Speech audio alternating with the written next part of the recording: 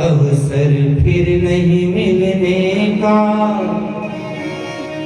यह वक्त नहीं डुलने का।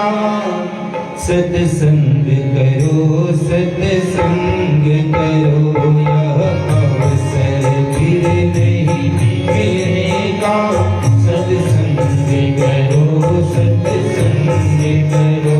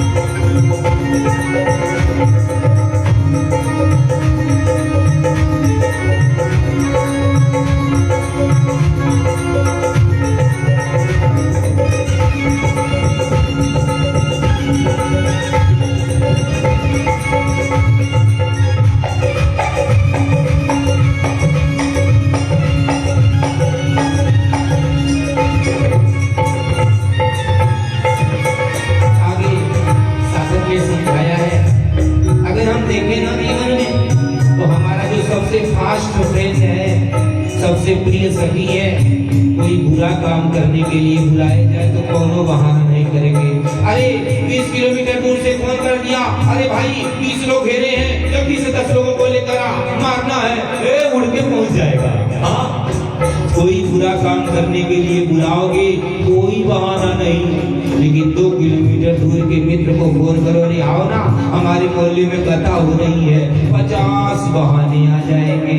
बहुत सारे बहाने हैं, इनमें 2 बहाने सबसे प्रमुख हैं। क्या? अरे कहा भाई क्या कथा, अरे दिन भर आज बड़ा ऑफिस में टूट गया हूँ, बॉस ने बहुत हाथ उठा है भैया, बहुत मेहनत करवाया है, थक गया हूँ। और दूसरा बहाना, अरे कहा भैया कथा कथा कथा, नाव की लकड़ी नंगे खर्च, घर वाले जीना मुहाल किए हैं, अब तुझे पता है क्या तो सुन लेगा ना। ए भैया, साधक ने समझाया कि अगर ऐसी परिस्थिति है तब तो आपको अवश्य कथा में आना चाहिए। क्यों? क्योंकि कमर में दर्द है तो चिंता ना करो, इतने बढ़िया कुर्सी की भी व्यवस्था है ना। बैठने में दिक्कत है तो गद्दे बिछे हैं, लेट के भी सुन सकते हो, चिंता नहीं है। और घर वालों ने अगर नाक में दम कर रखा है तो जितना देर यहाँ बैठोगे उतना देर तक टेंशन फ्री रहना है। तो साधक ने समझाया, चाहे तन में अधिक बीमारी हो, प्रतिकूल चले नर नारी हो, चाहे तन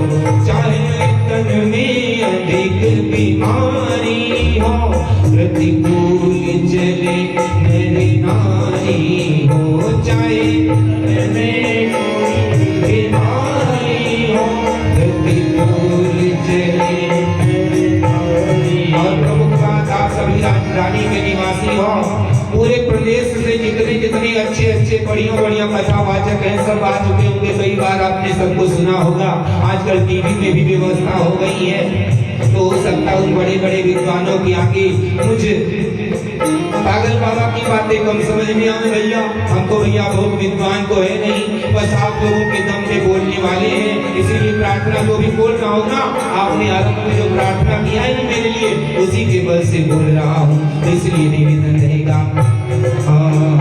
चाहे तन में अधिक बीमारी हो, प्रतिकूल चले मेरे नारी हो, चाहे कूल चले मेरे नारी हो, प्रतिकूल चले मेरे नारी हो, भाई नहीं बात हमारी हो, भाई नहीं बात हमारी हो, सत्संग करो सत्संग करो, भाई नहीं बात हमारी हो, सत्संग करो सत्संग करो।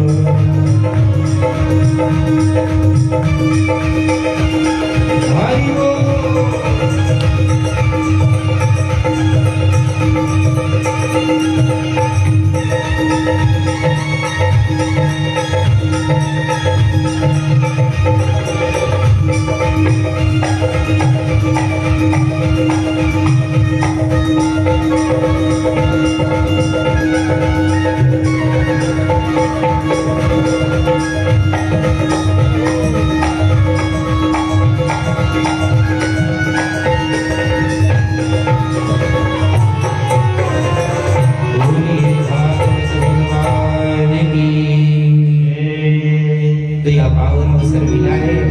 बड़े भाग्य से मिला है। हाँ, तो अगर चला जाएगा तो बाद में बहुत पछताना पड़ेगा। तो अवश्य लाभ उठावें और जितना समय संभव हो उतना समय अवश्य भगवान की कथा में प्रदान करें, सत्संग करें। देखिए सत्संग का इतना महानता है भैया बहन, ध्यान से सुनिएगा। एक कथा याद आ रही, दृष्टांत पूज्य गुरुदेव जी अक्सर सुनाते रहते थे। कहते भैया ये सत्संग को हल्के में नहीं लेना, बड़ा महत्व है। अरे जान के सुनो, अनजाने में सुनो, अरे कोई मार के सुनाता है तो भी सुन लो, लाभ ही होगा। लेकिन एक शर्त है, खाली सुनने से कुछ नहीं होने वाला है। खाली सुना और चले गए तो सुने रह जाएंगे, कोई लाभ ज्यादा नहीं हो पाएगा। हाँ देखो, सत्संग में आना है, आप चाहो तो इसी 4 घंटे के सत्र से 400-600 जन्म सुधार लो। ध्यान दीजिएगा, चाहो तो 4 घंटे की कथा में बैठ के 400-600 जन्म सुधार लो, और चाहो तो इसी 4 घंटे की कथा से 2-4 दिन 2-4 महीना सुधार लो, और ना चाहो तो जितना देर बैठोगे और उतना ही देर सुधार लो। कैसे? क्योंकि सुनने का जो मूल तरीका है तो इसके 3 चरण हैं। आप यहाँ बैठे हो, बैठकर श्रवण कर रहे हो, पहला चरण है, इसे कहते हैं श्रवण। ध्यान दीजिएगा, आपको पूरा लाभ कब मिलेगा? जब तीनों चरणों पर आप तीनों सीढ़ियां चढ़ोगे। पहला सीढ़ी तो बड़े प्रेम से आप चढ़ रहे हो, प्रेम से श्रवण कर रहे हो। लेकिन अगर यही श्रवण कर लिया और फिर गए, बाबा बड़ा देर से शुरू किए, देर हो गया, चलो जल्दी घर दादा, और घर के चक्कर में फंस गए, चलो घर का काम पूरा कर लो घर का काम। उसके बाद कम से कम जो सुना है उसका मनन कर लेना, क्योंकि दूसरा चरण है मनन, दूसरा कदम उठाना। केवल यहाँ से सुने और चले गए तो सुने रह जाओगे।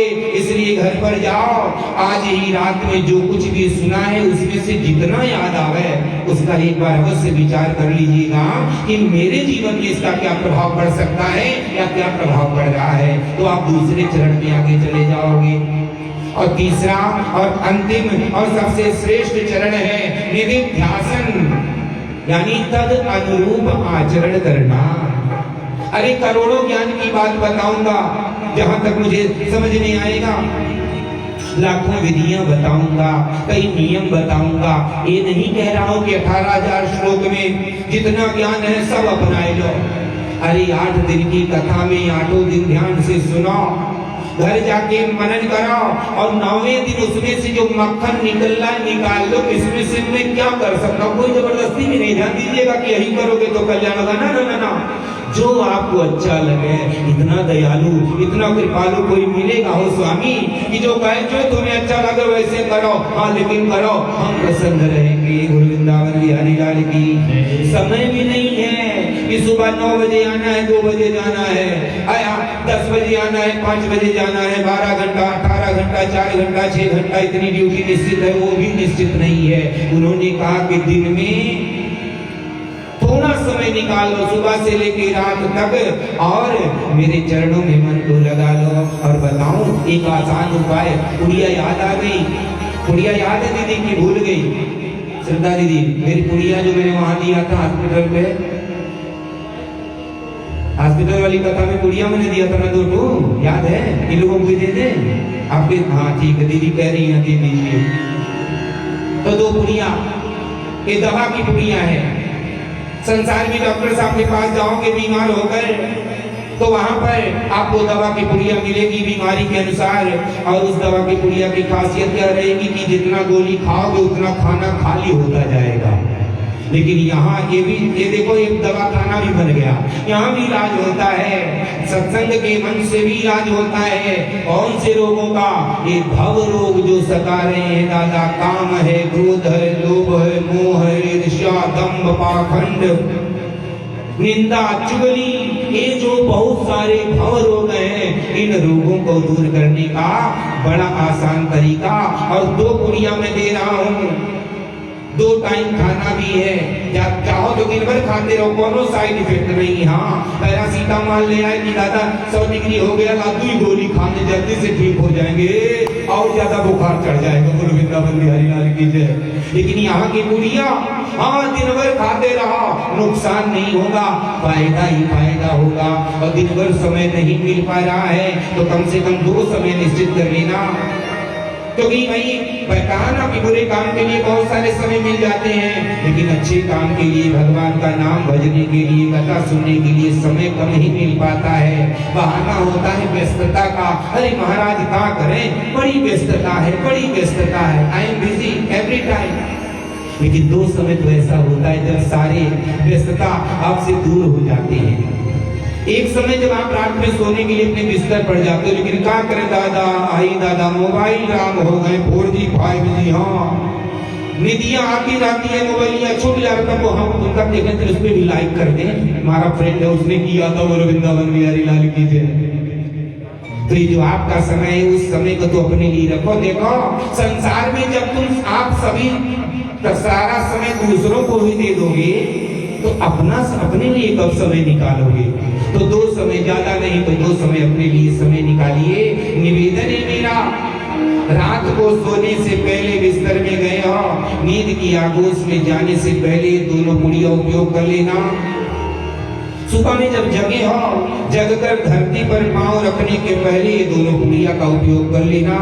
ये पुड़िया है, 2 पंक्तियां हैं, 2 लाइनें हैं, जिन्हें भगवान के चरणों से अपने मन को जोड़कर हमें गाना है। तो धीरे धीरे ताली बजाते हुए गाइए और याद कर लीजिएगा। हो सके तो आज से उपयोग करना आरंभ कर दीजिए, और नहीं याद हो पाएगा तो हम तो याद कराई देंगे 4-6 दिन के अंदर। हाँ लेकिन आप चाहोगे तब याद करा पाएंगे। आप लोग शिक्षक भी यहाँ बैठे हैं, हाँ कितना भी बढ़िया से पढ़ाओ, लेकिन जो छात्र छात्रा नहीं पढ़ना चाहती है तो कैसे पढ़ा मिलेगा दादा? हाँ चाहे सिर्फ पटक तो भी नहीं सीख पाएगा। लेकिन अगर छात्र छात्रा थोड़ा भी मन लगाएगा तो अध्यापक जरूर उसे कुछ ना कुछ अच्छा ही सिखाएगा। तो याद कर लीजिए गाना क्या है कि तुम हमारे थे प्रभु जी, तुम हमारे हो, तुम हमारे थे प्रभु जी, ओ अरे तुम हमारे ही रहोगे, ओ मेरे प्रियतम। गाओ तुम हमारे ही रहोगे। अरे हम तुम्हारे थे प्रभु जी, हम तुम्हारे हैं, हम तुम्हारे। जय हो।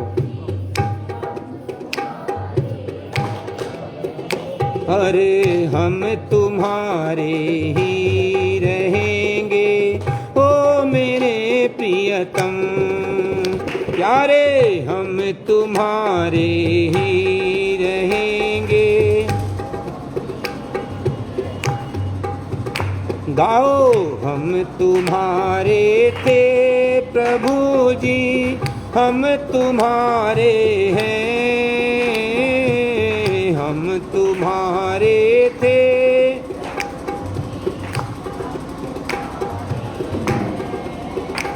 अरे हम तुम्हारे ही रहेंगे ओ मेरे प्रियतम, प्यारे हम तुम्हारे ही रहेंगे ओ मेरे प्रियतम।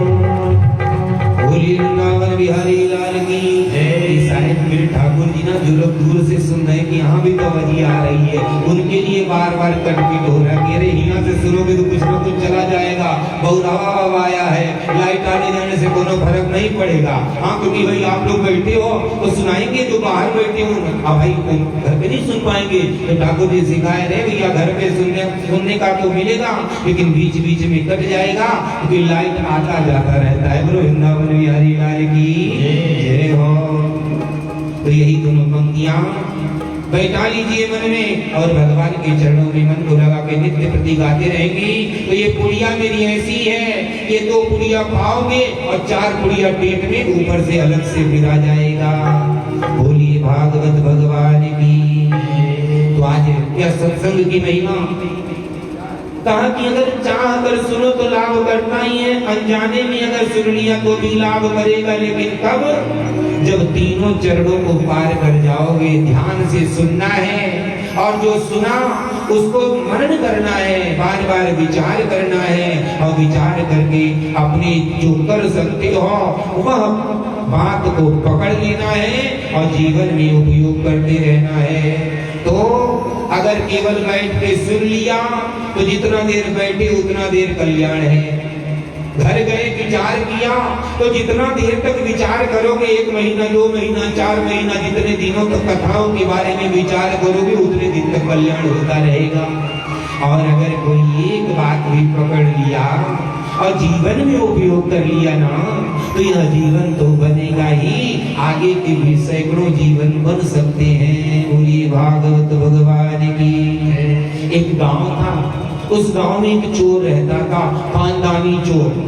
होता है कुछ लोगों के काम खानदानी होते हैं, ऐसे ही खानदानी चोर बाप दादे चोरी करते आए और यह व्यक्ति इतना निष्णात था अपनी चोरी में कि आज तक बूढ़ा होने को आया है, लेकिन आज तक कभी पकड़ा नहीं गया, इतना सफाई से चोरी करता है।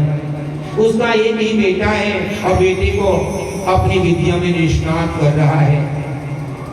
धीरे धीरे बुढ़ापा आने को हुआ, अब उसे लगा कि मैं अब यह काम ज्यादा दिनों तक नहीं कर पाऊंगा। उसने अपने बेटे को बुलाया और उससे पूछा कि बेटा सही सही बताना, कोई दबाव नहीं है, सही सही बताना, यह जो काम मैं तुझे सिखा रहा हूँ इसमें तेरा मन लग रहा है कि नहीं लग रहा?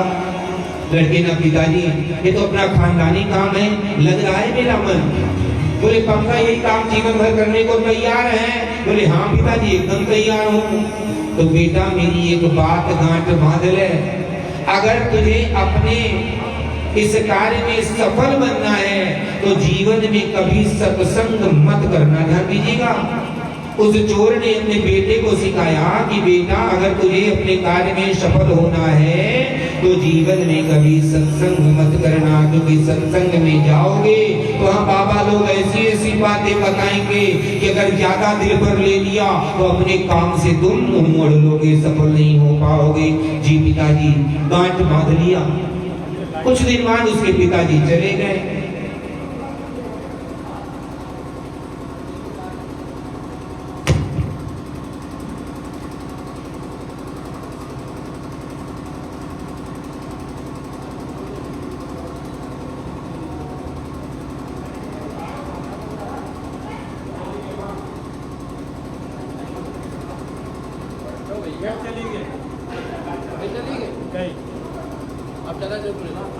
जनरेटर चल रहा है। हाँ, कितने टाइम रोज ऐसे आता जाता लाइट क्या? रोज लाइट ऐसे ही आता जाता रहता है?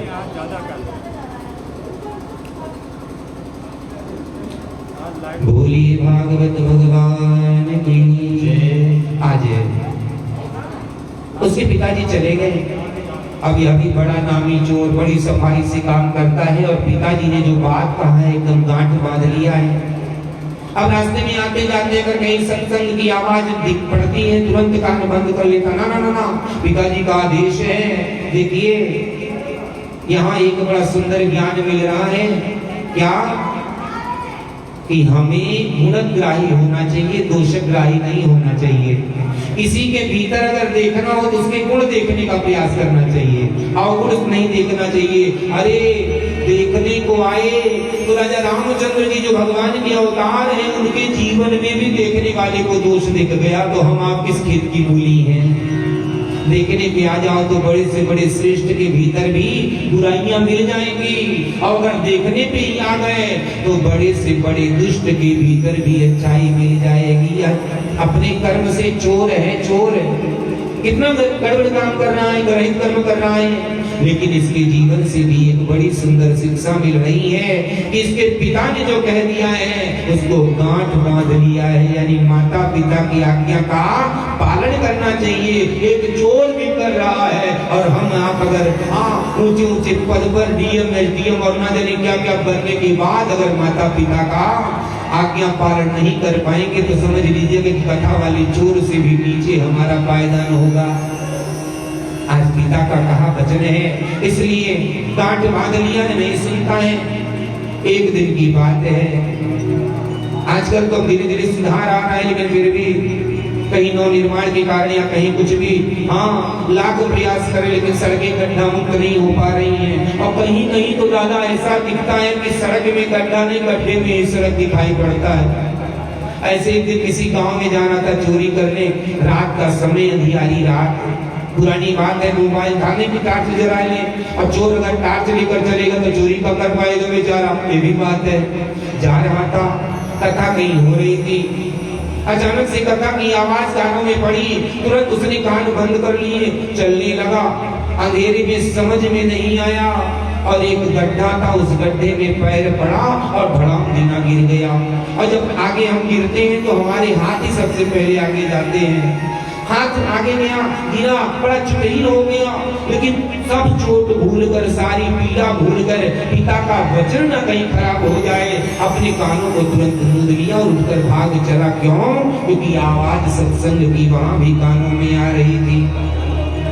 ना चाहते हुए एक, अब चर्चा क्या कर रहे थे बाबा पंडित जी पता नहीं क्या, लेकिन जिस समय इसके कानों से हाथ हटा, केवल एक वाक्य इसके कानों में पड़ गया कि देवताओं की परछाई नहीं होती है। बस इतना ही कानों में पड़ा और तुरंत कान बंद करके चल पड़ा। काफी समय बीत गया उसके बाद में, लेकिन यह बात उसने याद रखी, भूला नहीं। अनजाने में, ना चाहते हुए सुना था लेकिन भूला नहीं था। एक बार की बात है, इसका विवाह हुआ। विचार किया कि अब रोज रोज चोरी करने जाते हैं, पत्नी है घर में बेचारी, कहीं ना ऐसी जगह चोरी किया जाए कि फिर एक आध महीने तक चोरी ना करना पड़े। आज राजा के यहाँ चोरी करने गया, पिता के आशीर्वाद से अपने कला के आधार पर राजा के यहाँ सफलता पूर्वक चोरी कर लिया, ढेर सारा धन लेकर घर आ गया। सुबह में जब कोषाध्यक्ष ने बताया, बात फैली, राजा जी ने कहा कि भैया एकदम शांत रहो, शोर मत करो, क्योंकि प्रजा में अगर यहाँ खबर जाएगी तो हमारी बड़ी बदनामी होगी कि हमारा राजा जो अपने ही धन का सुरक्षा नहीं कर पा रहा, हमारी क्या सुरक्षा करेगा, और जल्दी से जल्दी चोर को ढूंढा जाए। आपातकालीन बैठक बुलाया, मंत्रियों से मंत्रणा किया। मंत्रियों ने उपाय बताया कि महाराज जितने 10 नंबरी हैं, जितने नामी चोर हैं, जय हो, छोटी बिटिया भी आई है और भगवान के दरबार में श्रद्धा दान लेकर आई है। वृंदावन बिहारी लाल की ढेर सारा आशीर्वाद। आज मंत्रियों ने कहा महाराज जितने भी नामी चोर हैं उनके पीछे आदमी गुप्तचर लगा दिए जाएं। जो भी चोर अधिक दिनों तक निरंतर महीना 2 महीना तक चोरी करने ना जाए, निश्चित रूप से हमारे घर का चोर वही है क्यों? क्योंकि इतना धन ले गया है तो उसे 2-4 महीने अब चोरी करने की आवश्यकता नहीं पड़ेगी। गुप्तचर लग गए, इस चोर के पीछे भी लगे हैं गुप्तचर। आज 2-4 महीने बाद सूचना पहुंची है, 2 महीने बाद की महाराज या जो है ना नागी चोर, या पिछले 2 महीने से घर ही में है, कहीं नहीं गया चोरी करने, हो ना हो यही चुराया है। जय हो पूरी भक्तवत्सल भगवान की जय हो। कान्हा जी के स्वरूप में हमारे बाल गोपाल जी आए हैं और आशीर्वाद स्वरूप में श्रद्धा दान किए हैं। गुरु वृंदावन बिहारी लाल की आज पता तो चल गया, लेकिन भैया सजा कब मिलेगी? जब कुछ प्रमाण होगा। राजा जी ने सोचा हो सकता किसी दूसरे कारण से ना जाता हो, और हमने इस पर चोरी का लांछन लगा दिया और धन नहीं मिलेगा तो डबल बदनामी होगी। करे राम राम राम। राजा अपने धन की सुरक्षा भी नहीं कर पाता और प्रजाजनों पर झूठा आरोप लगाता है।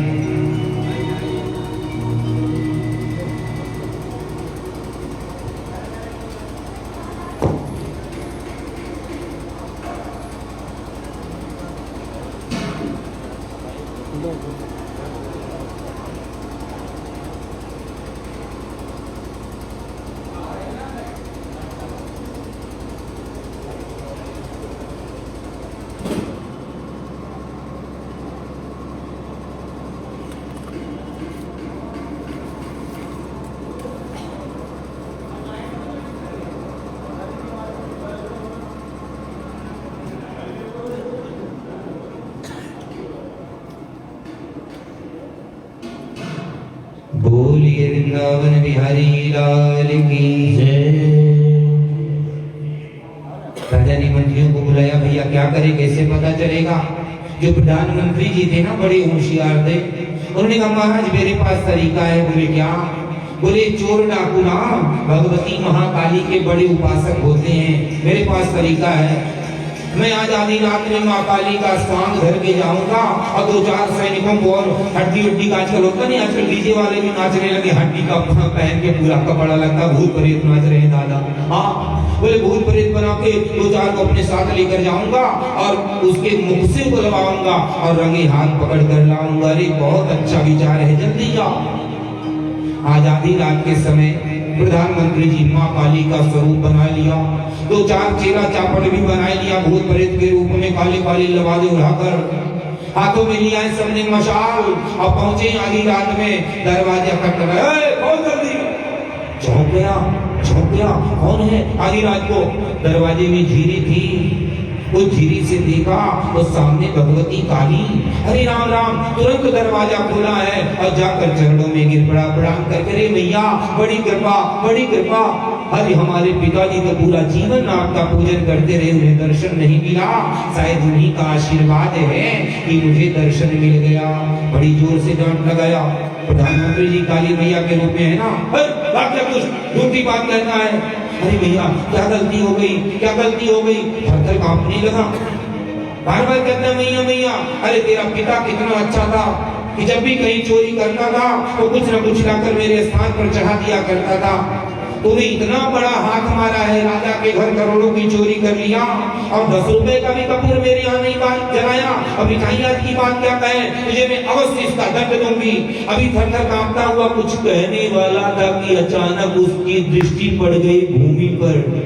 आगे 2 चेला मशाल लिए खड़े हैं और उस मशाल के प्रकाश से काली जी की परछाई दिखाई पड़ गई। तुरंत सत्संग की बात याद आ गई कि देवताओं की परछाई नहीं होती है।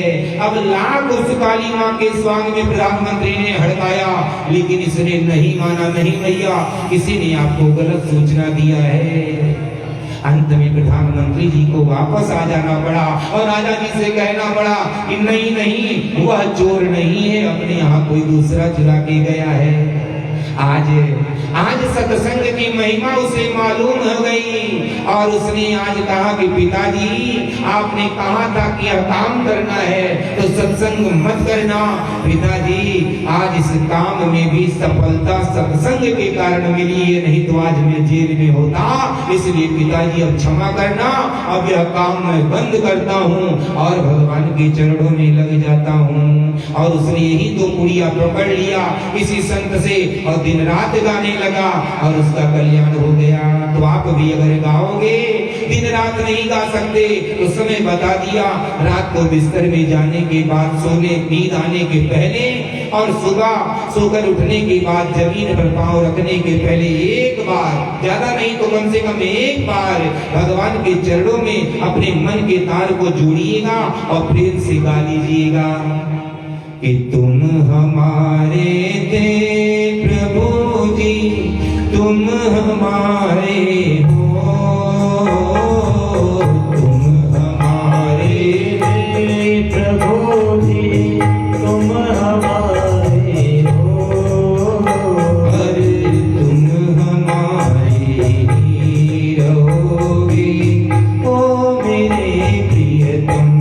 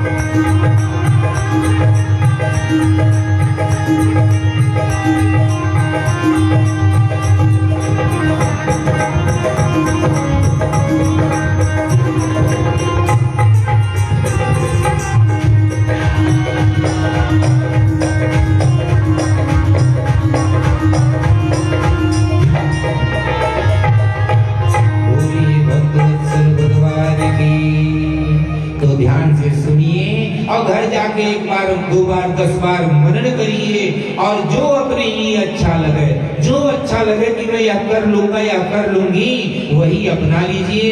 एक भी ज्ञान की बात, एक भी शिक्षा भागवत जी की अगर आपने जीवन में उतार लिया तो कल्याण से कोई रोक नहीं सकता है। आज जो कथा हम लोग यहाँ श्रवण कर रहे हैं ना, हेरिटेज एकेडमी के पावन प्रांगण में, आलोक पांडे, दीदी सीता पांडे, पिताजी पंचानन पांडे जी, माताजी सावित्री पांडे और माताजी निर्मला उपाध्याय, इन सभी के पावन प्रयासों के द्वारा हम सभी को अवसर मिला है ना। जैसे आज हम यहाँ बैठे हैं, ऐसे इस पृथ्वी पर एक बड़ी पावन भूमि बताई गई और भगवान की कृपा से आपके बगलिए में है सीतापुर जनपद। सीतापुर थोड़ी दूर पे तो यहाँ से, इसी सीतापुर में एक स्थान है जिसका नाम है नैमिषारण्य। नैमिषारण्य तीर्थ बड़ा महत्वपूर्ण तीर्थ माना गया है। क्यों? क्योंकि इस तीर्थ का महत्व ऐसा है कि यहाँ पर जितना दिन तक चाहो उतना दिन तक बैठकर भगवान का भजन यजन कर सकते हो। अगर बाहर से तैयारी करके ना जाओ कि हाँ 2 दिन बाद दूसरे दिन का टिकट है, तो मन नहीं करेगा वहां से जाने का। ऐसा प्रभाव है उस तीर्थ का। आज उसी नैमिष तीर्थ में 88,000 ऋषिजन एकत्र हुए। एकत्रित होने का कारण आज द्वापर युग बीतने को है, कलयुग आने को है। ऋषियों ने विचार किया कि भाई कलयुग में युग का प्रभाव पड़ेगा और लाख चाहने पर भी मन विचलित होगा, भजन में कथा में मन नहीं लग पाएगा, तो हम जिएंगे कैसे? क्योंकि हमें भोजन 2, 4, 10 दिन ना मिले चलेगा, लेकिन अगर भजन एक समय भी छूट जाता है तो प्राण निकलने लगते हैं। हम कैसे कर पाए? पाएंगे। आज भागकर सभी ऋषि जन पहुंचे हैं महाराज ब्रह्मा जी के पास में और निवेदन किया। ब्रह्मा जी ने कहा कि भैया देखो, एक चक्र प्रकट कर रहा हूँ और इसी चक्र के पीछे पीछे जाओ। जहां भी जाकर इस चक्र की निधि नाम तेज शांत हो जाएगा, वहां पर आप लोग रुक जाइएगा, वही आपके लिए सबसे श्रेष्ठ स्थान होगा। आज उस चक्र के पीछे पीछे चले हैं। आज जब इस नैमिष क्षेत्र के विशाल जंगल के ऊपर वह चक्र पहुंचा है, उसकी गति धीमी भई, तेज मध्यम पड़ा और वह चक्र भूमि पर गिर पड़ा। आज भी मैं देखा नहीं हूं, मैं झूठे काहे को देखा नहीं हूं, पढ़ा हूं और सुना हूं। पढ़ा हूं कि जहां पर वह चक्र गिरा है वहां पर खूब गहरा तालाब बन गया, सरोवर लंबा चौड़ा, और आज भी उस सरोवर का जल धीरे धीरे आलोकित होता रहता है, घूमता रहता है। भाई जो भी गए करने हम अब सही है, देखे हैं। अरे जो तैराक लोग होते हैं ना, शरीर को ढीला छोड़ने का जिनको कला आता है, ऐसे लोग जब उस जल में अपने शरीर को ढीला करते हैं तो बिना प्रयास के परिक्रमा कर लेते हैं। ऐसा उस जल का प्रभाव है। अरे मैंने अभी आरंभ में बताया कि गर्व करो कि आप सनातनी हो, क्योंकि तो जहां आज का विज्ञान समाप्त हो जाता है वहां से आपका विज्ञान आरंभ होता है। आज उस तालाब के घूमते हुए जल का, उसके बारे में पता लगाने का सारा प्रयास कर लिया वैज्ञानिकों ने। जितना ज्ञान था, जितना यंत्र था, सब लगा लिए, लेकिन उसकी गहराई भी नहीं नाप पाए। तो ड्रिल मशीनियां कहां से पाएंगे जोने के द्वारा वो जगह घुमाया जा रहा है। आज का विज्ञान नहीं पा पाया, लेकिन गर्व करो कि आपके सनातन का परम विज्ञान श्रीमद् भागवत महापुराण में व्यास जी ने 5,500 साल पहले में लिख दिया था कि वो जला किस लिए घूम रहा है। बोले भक्त वत्सल भगवान की, श्री व्यास जी महाराज की। आज वही चक्र है जो चक्र निरंतर घूमता है और उसी चक्र के द्वारा वह जल भी आलोकित होता रहता है। अब आज जैसे हमने यहाँ 9 दिन का सत्र आरंभ किया है ना, कि 9 दिन हम कथा सुनेंगे, सुनाएंगे, भगवान के चरणों में मन को लगाएंगे। ऐसे उस नैमिषारण्य क्षेत्र में उसी चक्र तीर्थ के बगल में 1000 साल का सत्र आरंभ किया है हमारे ऋषि जनों ने। 88,000 ऋषियों में सबसे वयोवृद्ध ऋषि हैं जिनका नाम है शौनक जी महाराज। जैसे यहाँ इतने सारे श्रोता हैं ना, इन सारे श्रोताओं में मुख्य श्रोता हमारे पांडे जी हैं। इसी प्रकार से वे प्रमुख ऋषि बने। आपस में बैठकर चर्चा होने लगा। यहाँ 9 दिन का आयोजन है, वहाँ 1000 साल का आरंभ कर दिया। तो नियम था वहाँ का कुछ अलग। यहाँ का नियम है कि 9 दिन के लिए आप सभी ने मेरा चुनाव किया है कि हम कुछ बताएंगे, कुछ गाएंगे और आप लोग हमारा सहयोग करते हुए सुनेंगे और हमारे साथ गाएंगे। लेकिन वहाँ का नियम कुछ अलग था। बोले अब 1000 साल तक हम यहाँ बैठकर कथा सुनेंगे, सुनाएंगे। कोई एक को वक्ता बना देते, चलो भैया अब आप कहो, और वो कहते थे, सब सुनते थे। जब उनका ज्ञान पूर्ण हो जाता कहते भैया आप तो हम ना कह पाएंगे, तो दूसरा आदमी चलो बैठो बाकी वो श्रोता में। ऐसे ही चल रहा है। कुछ दिन बीता है। एक दिन प्रातः काल का समय, सारे ऋषि जन बड़े प्रसन्न हो गए, आंखों में चमक आ गई। अरे जय हो, लगता है कि भगवान के चरणों में जो लगन लगी थी उसका फल मिल रहा है, क्योंकि आज सूत जी महाराज पधारे हैं। जय जयकार किया है, बोले सूत जी महाराज की।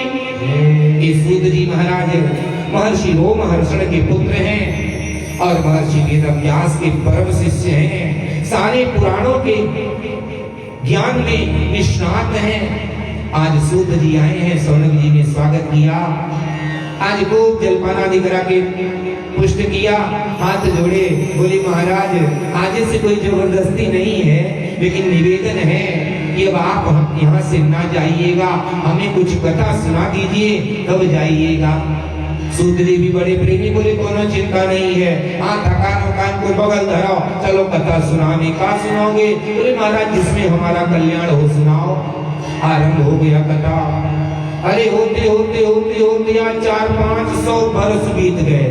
कथा सूत जी नित्य सुनाते हैं, सारे ऋषि जन सुनते हैं। बहुत सारी उपनिषदों की कथाएं, बहुत सारी पुराणों की कथाएं, महाभारत आदि की कथाएं सुना दिया। आज सायंकालीन बेला में किसी पुराण की कथा पूरी भई। बोले भैया आज इस पुराण की कथा पूरी हो गई, अब कल से कुछ नया कथा सुनाएंगे। जी महाराज। अगला दिन आया, प्रातःकालीन बेला में सूत जी अपने आसन पर आए, शौनकादि ऋषि सामने। बोले भैया बहुत दिन हो गया अपने मन से सुनाते सुनाते, आज आप बताओ क्या सुनना चाहते हो। शौनक जी ने हाथ जोड़ा और कहते महाराज आपने जो सुनाया बहुत बढ़िया सुनाया, आपकी गलती नहीं है लेकिन हमारी ही गलती है, हमारे दोस्तों को क्षमा करिए। तो कहें? बोले बताओ। बोले महाराज आज तक आपने इतनी कथाएं सुना दी है ना कि अब हमारे बुद्धि में थोड़ा कीचड़ कीचड़ जैसा हो गया है। शिव पुराण सुनाया तो शिव ही सब कुछ है, ब्रह्म पुराण सुनाया तो ब्रह्मा ही सब कुछ है, विष्णु पुराण सुनाया तो विष्णु ही सब कुछ है। महाराज इतनी कथाएं आपने सुना दिया है कि अब हम समझ नहीं पा रहे कि इधर जाएं कि उधर जाएं, शिव शिव गाएं कि राम राम गाएं कि कृष्ण कृष्ण गाएं कि शक्ति शक्ति गाएं, समझ में नहीं आ रहा। बड़े मुस्कुराए सूत जी और कहते भैया आज तक मैंने जितनी कथाएं सुनाई उसका सारांश नहीं समझ पाए हो। एक बात पक्का समझ लो, आप लोग भी ध्यान दीजिएगा। अक्सर हमारे मन में विभेद आ जाता है और विभेदकारी बहुत सारी दुष्ट शक्तियां हमारे देश में बहुत दिनों से प्रभावी हैं, जो हमें आपस में अरे पहले जाति के नाम पर बांटा, फिर धर्म के नाम पे बांटा, अब भगवान के नाम पे भी बांट रहे हैं। दादा परशुराम भगवान है, इनसे तुमसे कौन मतलब? तो पंडितों के भगवान जय बाबा लोग पूजे हैं। हाँ राम जी ये क्षत्रियों के हैं और कृष्ण जी वेदवंशियों ने धावा डाल दिया है। दादा हाँ ध्यान नहीं दे रहे, मथुरा उनका मंदिर बनना चाहिए कि हमारे भगवान यदुवंशी हैं, जय हो।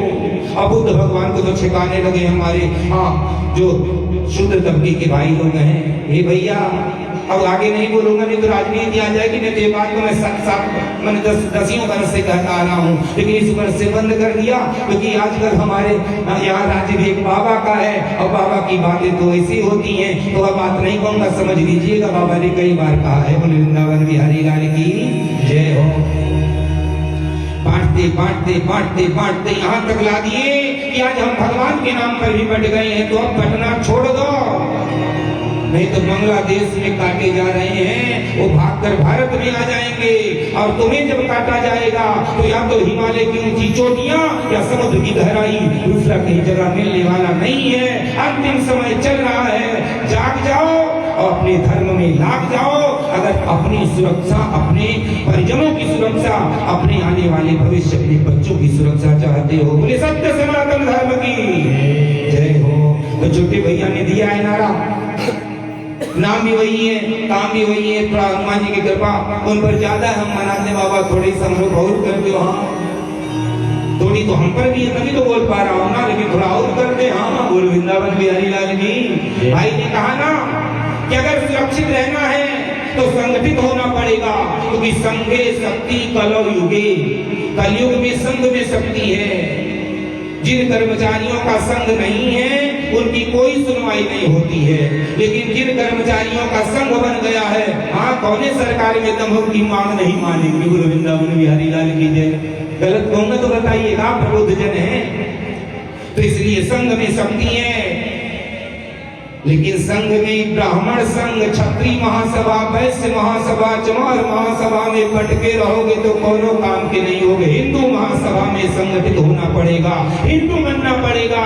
तो इसीलिए कहना है कि जाति पाति की करो विदाई और हम सब हिंदू भाई भाई। अरे इस नारे को लगवा रहा हूँ ना, तो कहीं ना कहीं दुष्ट मिल जाते हैं। तो दुष्ट मिला कहता है चलो बाबा तुहार जात नहीं होगा, हमारी जाति है, तो बिना जाति के रहो, हम अपनी रोटी बेटी तो अपने ही जाति में करेंगे। अरे दुष्ट, चौकी की बात चौका में नहीं किया जाता है और चौका का बात चौकी में नहीं किया जाता है। कि गलत कह रहा हूँ? अरे शादी विवाह करना हो उसमें अपना जाति गोत्र देखना, लेकिन जहाँ देश की बात है, जहाँ राष्ट्र की बात है, धर्म की बात है, वहां अगर जाति लोग देखोगे तो अफगानिस्तान से चले आए यहाँ तक, आगे कहीं जगह नहीं है। वृंदावन बिहारी लाल की जय हो। आज वही बात समझा रहे हैं कि प्यारे एक अलग अलग नहीं है, नाम अलग है, काल अलग है, स्वरूप अलग है, काम अलग है, लेकिन सब एक है। एकैव शक्ति परमेश्वरस्य अभिन्ना प्रकृधा व्यवहार काले। चाहे राम कहो, कृष्ण कहो, हनुमान कहो, ब्रह्मा विष्णु महेश कहो, दुर्गा काली लक्ष्मी सरस्वती दी बाबा ओबा माई कंटाइन माई, जो भी कहो सब एक है, केवल स्वरूप अलग अलग हैं व्यवस्था बनाने के लिए। अगर समझ में नहीं आ रहा तो आप लोग राजधानी के आदमी हो तो राजधानी वाला उदाहरण बताए दें। भाई ये राजधानी है, यहाँ पर पूरे प्रदेश के जो मुखिया मुख्यमंत्री बैठते हैं ना, तो मुख्यमंत्री के लिए जब चुनाव होगा उसको किसका चुनाव कहते हैं? मुख्यमंत्री का चुनाव कहते हैं क्या? किसका चुनाव कहते हैं? हाँ, विधायक जी चुने जाते हैं, विधायक जी चुने जाते हैं ना। तो चुने गए विधायक अलग पूरे प्रदेश के अलग अलग विधानसभाओं से कौन है? विधायक जी हैं। और जब लखनऊ में आए तो वहां दो भाग हो गया। ध्यान से सुनिएगा तो समझ में आ जाएगी बात कि कैसे वही एक परमेश्वर अलग अलग रूप में अलग अलग काम के लिए नाम बदल लेता है। चुनकर तो पूरे प्रदेश से विधायक आए और जब लखनऊ में एकत्रित हो गए तो दो भाग में हो गए। एक तो जौने पार्टी के विधायक सबसे ज्यादा थे वो सत्ता पक्ष वाले हो गए, और दूसरा जितना पार्टी के विधायक कम थे वो विपक्ष वाले हो गए हैं। तो विधायक लेकिन दुई नाम हो गया, सत्ता पक्ष विधायक, विपक्ष विधायक। अब सत्ता पक्ष वालों ने बैठक किया, विपक्ष वालों ने भी, और दोनों ने अपना अपना नेता चुन लिया। तो सत्ता पक्ष वाले नेता जो विधायक हैं, लेकिन अब उनका नाम हो जाएगा मुख्यमंत्री। गलत कहीं तो बता दीजिएगा, थोड़ा राजनीति कम जानते हैं। और जो विपक्ष वाले हैं वो नेता प्रतिपक्ष। ध्यान दीजिएगा, आज नाम बदला, उनका नाम है मुख्यमंत्री, इनका नाम है नेता प्रतिपक्ष, लेकिन वास्तव में दोनों क्या है? वास्तव में दोनों विधायक ही ना है। और मुख्यमंत्री जी ने अपने गोल वालों में से 10, 20, 50 को चुना और उन्हें अपना सहयोगी बना लिया, विभिन्न मंत्रालय दे दिया। अभी कल तक विधायक जी थे, आज वन मंत्री बन गए, कृषि मंत्री बन गए, स्वास्थ्य मंत्री बन गए, वित्त मंत्री बन गए, गृह मंत्री बन गए। अब चाहे वो वित्त मंत्री हो, गृह मंत्री हो, मुख्यमंत्री हो, नेता प्रतिपक्ष हो, सभा स्पीकर हो, आज चाहे जो नाम पड़ गया, लेकिन वास्तव में सब क्या है? वास्तव में सब विधायक ही है ना। उसी प्रकार से सृष्टि के आरंभ में वह परमात्मा निर्गुण निराकार निर्लेप भाव से अकेला था, लेकिन जब सृष्टि का निर्माण करना हुआ तो विभिन्न व्यवस्थाओं को बनाने के लिए उसने अलग अलग रूप धारण कर लिए और अलग अलग नाम से जाना जाने लगे। तो प्यारे, इस चक्कर में ना फंसो, किसी को भी पकड़ लो, राम राम जपोगे तो सारे देवी देवता का नाम उसी में आ जाएगा। हाँ, कृष्ण कृष्ण जपोगे उसमें भी सारे देवी देवता का नाम आ जाएगा। विभेद मत करना और एक भाव से रहना, कल्याण हो जाएगा। बोले महाराज, तो कल्याण के लिए कुछ विशेष सुनना चाहते हैं। सोनू जी ने कहा, क्या सुनना चाहते हैं? तो कहा कि सूता क्या ही कथा सारम मम कर्ण रसायनम। ही सूत्री आख्या ही कहिए, क्या कहूँ? कथा सारम। आज तक का जो भी कथा आपने सुनाया, उन सारी कथाओं का सारांश हमें सुना दीजिए और इस विधि से सुनाइए कि कर्ण रसायनम, रसायन नाम दवा, रसायन माने दवा, विभिन्न रासायनिक कंपोजिशन से तो दवा बनता है। तो इसलिए कहा मम कर्ण रसायनम। जैसे हमको बीमारी होती है, अब सिर में दर्द है, पैर में दर्द है, पेट में दर्द है, पीठ में दर्द है, कहीं भी दर्द है, हम गए डॉक्टर साहब बड़ा दर्द है, उन्होंने दे दिया तो टिकिया, हमने टिकिया लिया, मुंह में धरा, गले के रास्ते निकल कर पेट में पहुंचा दिया। अब वो दर्द पैर में होगा तो भी ठीक हो जाएगा, सिर में होगा तो भी ठीक हो जाएगा। कि टिकिया खाएंगे, गया है पेट में, तो खाली पेट का ही दर्द नहीं ना दूर करेगा, जहां भी पीड़ा है दूर कर देगा। उसी प्रकार से कहते हैं महाराज, ऐसी कथा सुनाओ जो दवा की भांति हमारे कानों के रास्ते जाए, और यदि उसे हम हृदय में बिठाएं तो हमारे भव रोगों की दवा बन जाए। आज जब यह प्रश्न किया है, एक क्षण के लिए विचार किया आंखें बंद करके गुरु महाराज व्यास जी का ध्यान किया कि प्यारे क्या सुनाऊं, और आज तुरंत बात याद आ गई है। बड़े मुस्कुराए हैं और कहे कि आपने जो प्रश्न किया है इसका तो एक ही उत्तर है कि काल व्याल मुख ग्रास त्रास निर्नाश हेतवे श्रीमद् भागवतम शास्त्रम कलौ वीरेण भासितम। कहते भैया ये जो मृत्यु के भय से भयाक्रांत मृत्यु के मुंह में बैठे हुए इन सारे जीवों के मृत्यु भय का विनाश करने का जिसमें सामर्थ्य है वह परम ग्रंथ श्रीमद् भागवत महापुराण ही आपके प्रश्न का उत्तर है। यानी क्या सिद्ध हो रहा है कि श्रीमद् भागवत महापुराण सारे पुराणों का सारांश है। 18 पुराण, सभी पुराण नहीं पढ़ सकते हो, सभी वेद नहीं पढ़ सकते हो, सारे उपनिषद नहीं पढ़ सकते हो, तो कम से कम श्रीमद् भागवत पुराण ही पढ़ लो, सुन लो तो भी कल्याण हो जाएगा, क्योंकि सारे वेद पुराणों का सारांश भर दिया है व्यास जी ने श्रीमद् भागवत महापुराण में। बोलिए भागवत भगवान की। आज जब कहा कि अब भागवत सुनो इससे ही कल्याण होगा, सौरभ जी ने हाथ जोड़ा और कहते हैं जय हो मैया जय हो। बोलिए भक्तवत्सल भगवान की जय। आज देखिए माता जी भी आ गई, पिछली बार में मिली थी, आज भी आएंगे। सुना की कतार में बहुत दूर से आई है, हाँ ये लखनऊ की नहीं है। बोले वृंदावन बिहारी लाल की जय हो। आज कहते महाराज आपने कह तो दिया, सुनाने को हम सुन भी लेंगे, और खाली आई भर नहीं मैया, हाँ कुछ प्रसाद उसाद भी लाई हम लोगों के लिए। हाँ तो सबसे पहले आपका बहुत बहुत स्वागत है, आशीर्वाद फिर उसके बाद। बोल वृंदावन बिहारी लाल की जय। आज कहते महाराज आपने जब आरंभ में सुनाया कथा सुनाना आरंभ किया था, कभी बताया था कि भैया कथा सुनने का पूरा फल कब, जब कुछ याद रखो और 2-4 दिन बाद किसी और को भी कुछ सुना दो, तब जानो कि हाँ कथा बढ़िया से सुना है। तो महाराज हमने जो भी कथा सुना बढ़िया से सुन रहे हैं, मन में उसे धारण भी कर रहे हैं। लेकिन महाराज यह जो बात आपने कहा है कि सब कथाओं का सारांश है, केवल इसी के सुनने से ही कल्याण हो जाएगा। और छोटी बहन भी आई है, बहुत बहुत स्वागत। राहुल भैया भी आए, कन्हैया को भी लाए हैं, जय हो। आज कहते हैं कि महाराज हम आगे सुनाने जाएंगे तो जिनको सुनाएंगे वो कलयुग के प्राणी होंगे दादा। और कलयुग के प्राणी का ये सबसे बड़ा, चाहे अच्छाई कहो कि बुराई, कि कलयुग का प्राणी अपने पापों के परिमाण पर ध्यान नहीं देता कि हमसे कितने पाप बन गए, उसका फल क्या मिलेगा। लेकिन दादा अगर कोई एक सुंदर काम शुभ काम करने को कहा तो पहले पूछेगा, रे सत्यनारायण व्रत कथा सुनाने को कहा गया तो उसमें भी पहला प्रश्न है किम फलम, फल क्या मिलेगा बाबा। एक कथा जो सुन ली 9 दिन खर्चा कर ले 1 लाख 1.5 लाख 2 लाख, तो फल क्या मिलेगा। और महाराज फल के बारे में ही खाली बता देंगे तो भी नहीं मानने वाले हैं, प्रमाण मांगते हैं। कलयुगी के प्रमाण लाओ, किसी का फायदा हुआ है कि खाली हमें चुटिया बनाने आगे बाबा है, बेवकूफ समझ के हमें को हाँ इतने आगे होगा, अरे कि कोई लाभ पाया है कि पहले हमारे पास आगे हो ट्राई करने को।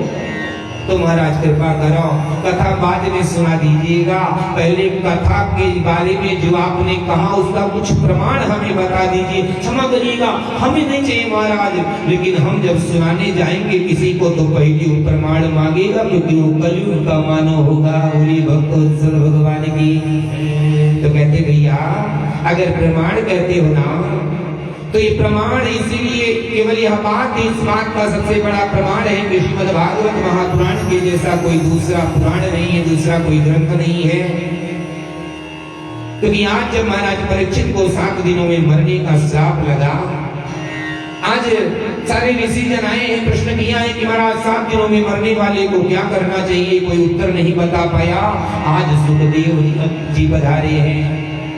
बोलिए सुखदेव भगवान की जय। आज सुखदेव जी आए कथा सुनाने के लिए, और जैसे आके आसन पर बैठे हैं कि देवराज इंद्र अपने हाथों में अमृत का कलश लिए हुए पहुंचे। अरे बाबा प्रणाम। सुखदेव जी तो चौंक गए, दादा ये देवराज इंद्र कैसे आया? बिना मतलब का तो अपने गुरु जी को, अपने दादा माई को प्रणाम नहीं करता है दादा, हाँ हमारे पास कैसे आ गया? जरूर कोई मतलब होगा। बाबा ने कहा जय हो और देवराज क्या हाल है, कैसे चले प्यारे? देवराज ने कहा महाराज बस आप ही का काम बनाने के लिए आए हैं। बोले क्या? बोले महाराज हमने सुना है कि परीक्षित को 7 दिनों में मरने का श्राप लग गया। बोले एकदम सही सुना। तो महाराज हमने सुना है कि इनका कल्याण करने के लिए आप इस जंगल बियाबान में, इस खुले आसमान में कुछ सुनाने के लिए आए हो। बोले बिल्कुल सही सुना। तो महाराज इधर आओ, हमारी बात सुनो। भाई देखो अमृत लेकर आए हैं, इस अमृत में से चटा दो जितना चम्मच बन करे परीक्षित को, परीक्षित के मरने का भय समाप्त हो जाएगा। अब कहाँ यहाँ बैठे हो बियाबान में? चलो स्वर्ग में बढ़िया एसी रूम में बैठ के, हाँ सुंदर सुंदर व्यवस्था, यहाँ पता नहीं कुछ खाने को मिलेगा कि नहीं, बालू खा के पानी पीना पड़ेगा, वहाँ बढ़िया बढ़िया मिष्टान्न मेवा रहेगा। चलो बाबा। अरे जैसे इतना कहा कि जोर से डांट लगाया है सुखदेव जी, भाग जा, तुरंत भाग जा। देवराज तो चौंक गया, अरे महाराज ने तुरंत भाग जा, कहीं ऐसा ना हो कि क्रोध बढ़ जाए और मेरी तपस्या सब बर्बाद हो जाए, मुझे श्राप देने में तुरंत भाग जा। अरे क्या समझ रखा है? एक दुकान में बिकने वाला पदार्थ है, क्या भागवत करना? जो आ गया खरीदने बेचने, और अगर खरीदने की इच्छा है, विनिमय करना चाहता है, तो बराबर की वस्तु से बराबर का विनिमय होता है। अगर आप दुकान पे जाओ 1 किलो बालू भर के और कह दो ये भैया, ये गुप्ता जी, अरे भैया हम 1 किलो बालू लाए हैं, यही बदले हमें 1 किलो चीनी दे दो। अरे 1 किलो को कौन कहे 10 ग्राम में चीनी नहीं मिलेगा? कि मिल जाएगा? नहीं मिलेगा। हाँ ये हो सकता है 2-4 बार कहो तो गुप्ता जी का थपड़ो ही मार दे, हाँ 2-4 झापड़ भरे मिल, सामान तो मिलने वाला नहीं है। आज कहते हैं यूं तो श्रीमद् भागवत महापुराण खरीदने बेचने वाली चीज नहीं है। तू लालच देकर मुझसे खरीदना चाहता है, चल 1 मिनट को मैं मान भी जाता, लेकिन जितनी कीमती मेरी वस्तु है कम से कम उसके बराबर की वस्तु तो लेकर आता। ये स्वर्ग का अमृत, तुच्छ अमृत जो कांच के मणि के सम, कांच के गोले के समान है। कंचा जो गोली बच्चे खेलते हैं ना छोटे छोटे, आजकल गुड़ तेल में मारने के लिए भी लोग उपयोग करते हैं, गोली छोटा छोटा कांच का गोली। कहा तुम्हारा ये कांच के गोली के जैसा अमृत, और कहा ये महान मरकत मणि के समान तेजस्वी मेरी भागवत कथा। अब जहां से चौंक गया इंद्र, बाप रे बाप, इस अमृत का इतना अपमान, जिस अमृत को पाने के लिए कितना परिश्रम करना पड़ा। स्वयं भगवान नारायण को 3 अवतार धारण करना पड़ा इस अमृत को लाने और वितरण करने के लिए। आज इस अमृत का इतना अपमान, मारे क्रोध के भरे पहुंच गए ब्रह्मा जी के पास में। विचार किया हम तो बिगाड़ने कुछ पाएंगे, चले ब्रह्मा जी से शिकायत लगावे, कुछ ना कुछ इनका उपाय होगा। आज ब्रह्मा जी के पास गए, इंद्र ने सारी बात बताई, ब्रह्मा जी ने सांत्वना दिया, शांत रहो, ज्यादा नहीं बस 7 दिन की बात है, देखो होता क्या है। और आज जब 7 दिनों तक महाराज परीक्षित ने प्रेम सहित कथा सुना और उनकी मुक्ति हो गई, सांप के काटने से मृत्यु भई, फिर भी अधोगति नहीं भई, मुक्ति भई। तो वर्णन आता है कि राज्ञा मोक्षम तदा वीक्ष्य पुराधाता विस्मिता सत्यलोके तुलां बद्ध्वा तोलयति साधनान्यज। आज जब राजा का इस प्रकार से मोक्ष देखा, ब्रह्मा जी चौंक गए, तुरंत अपने सत्य लोक में एक तराजू बंधवाया, एक पल्ले पर धर दिया श्रीमद् भागवत महापुराण और दूसरे पल्ले पर धरने लगे। जितने भी ग्रंथ मिलते गए सब रखते गए, लेकिन सब चौंक गए, निरनिमेष नयनों से देखने को मजबूर हो गए। क्यों? कि लघु ज्ञानानि जातानि गौरवेदं महत्। श्रीमद् भागवत महापुराण के आगे सारे ग्रंथ छोटे पड़ गए। जितना भी ग्रंथ था सारे ग्रंथों को रख दिया एक पल्ले पर, और एक पल्ले पर अकेला भागवत पुराण, लेकिन भागवत जी का पल्ला नीचे ही रहा, ऊपर नहीं उठ पाया। अरे घोषणा कर दिया ब्रह्मा जी ने कि हे इंद्र, अरे तुरंत भाग जा भैया और सबको बताना, तू भी जान जा कि सदा सेव्या श्रीमद् भागवती कथा यस्य श्रवण मात्रेण परिचित्तं समाश्रयेत्। अरे यह एक दो दिन की बात नहीं है, प्रतिदिन सेवन करने वाली चीज है। सदा सेव्या सदैव इसका सेवन करो।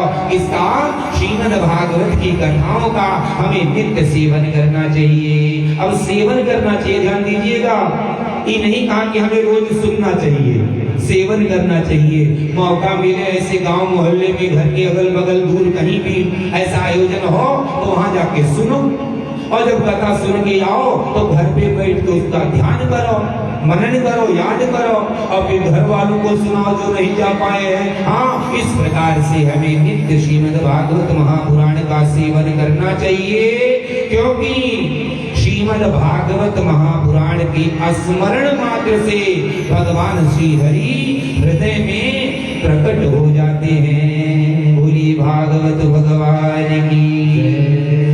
भागे कहते भागी खुल जात भगतन के, और काके कहते गुमान मिट जात हैं। भागे कहते वर्ण होत हरि भगतन में, और ताके कहते भव सिंधु तरि जात हैं।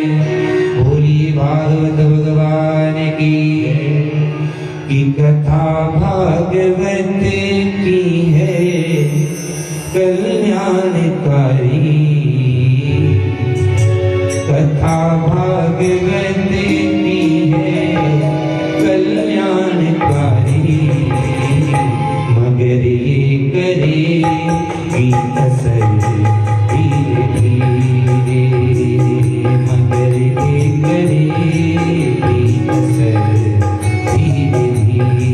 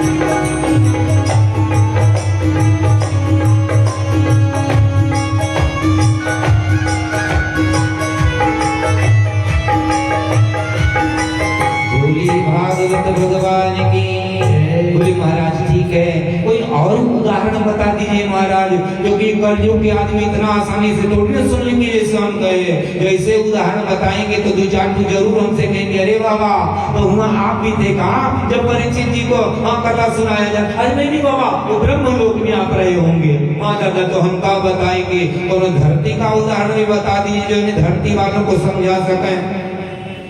बोले चलो धरती का उदाहरण सुन लो। ज्यादा समय नहीं बस ये उदाहरण बता के उसके बाद कथा को विराम करेंगे। आधा घंटे का समय आप लोग और दें ठीक है ना। कल से नित्य 2 से 6 चलेगा। थोड़ा देर से शुरू हुआ तो 7 बजे तक का समय आप लोग दे दीजिए ठीक है। कोई परेशानी नहीं ना आप सबको। घर पे काम होगा लेकिन पहले क्षमा मांग लिया है क्या करें समय है। शायद परीक्षा ले रहे भगवान आप सबकी हम सबकी के देखें इसके मन में कितना प्रेम है मेरे लिए। 6 बजे के लिए टाइम फिक्स करके आया था कि और रुक सकता है। हाँ तो परीक्षा में आप सभी लोग पास हो रहे हो।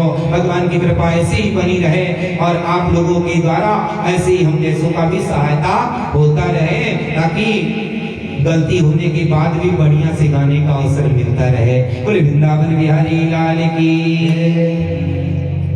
आज कहते भैया दूसरा उदाहरण सुन लो। एकदा तु विशालायां ऋषयः सनकादया सत्संगार्थे आगच्छ बिभ्रते महीम्। एक दिन की बात है विशालापुरी बद्री विशाल धाम में बद्रीनाथ धाम में चारों कुमार सनत कुमार सनक सनंदन सनातन और सनत कुमार भजन का प्रभाव अगर देखना है तो सनत कुमारों के जीवन से हमें सीखना चाहिए। जब सृष्टि का आरंभ हुआ तो सबसे पहले बनकर आए लेकिन आज भी तब से ना जाने कितने आए और चले गए। लेकिन ये चारों कुमार भजन के प्रताप से आज भी 5 वर्ष के छोटे छोटे बालकों के स्वरूप में हैं। यही चारों सनत कुमार विशालापुरी में सत्संग के लिए आए थे। एक वृक्ष के नीचे बैठे विश्राम कर रहे थे कि अचानक छोटे भैया नारद जी जाते हुए दिखाई पड़े। बड़ी जल्दी जल्दी जा रहे थे और बड़ी चिंता में दिखाई दे रहे थे। आज जोर से आवाज लगाई ए भैया नारद। और जैसे ही चारों भैया को देखा दौड़ के नारद जी आए। रे भैया प्रणाम प्रणाम। पूछ पड़े सनकादिक ऋषि कि कथं ब्रह्मंदीन मुखः काते चिंतावलीयसि त्वरितं गम्यते कुत्र कुतश्चागमनं तव।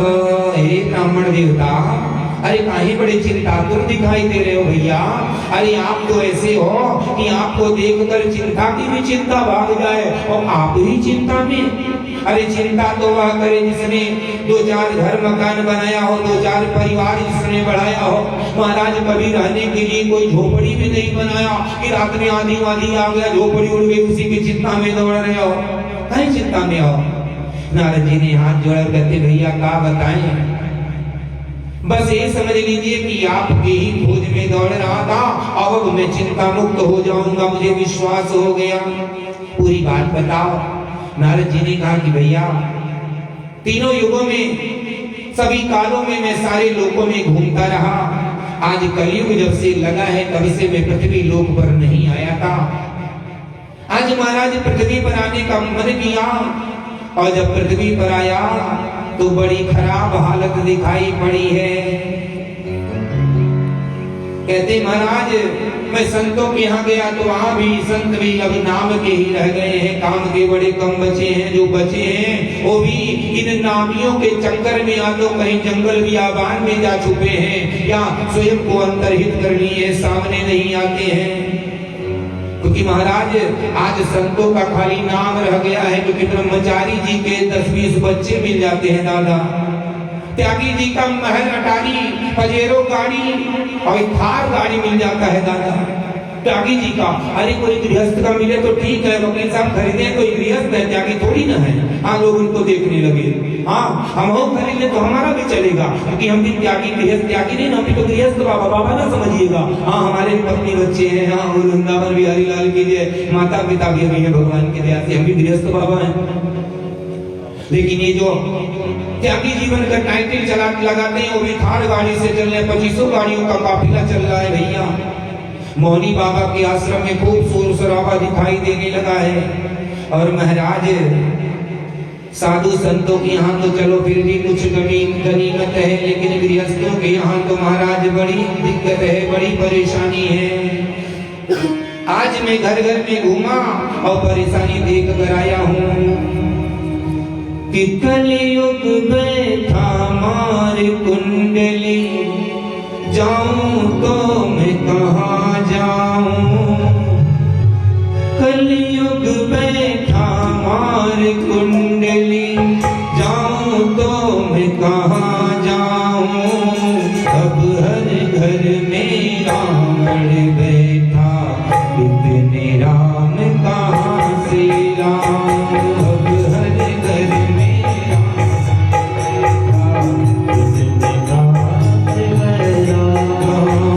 कलयुग बैठा मार कुंडली, जाऊं तो मैं कहाँ जाऊं। कलयुग कुंडली, जाऊं तो मैं कहाँ जाऊं। अब हर घर में रावण बैठा, इतने राम कहाँ से लाऊं। अब हर घर में रावण बैठा, राम कहाँ से लाऊं।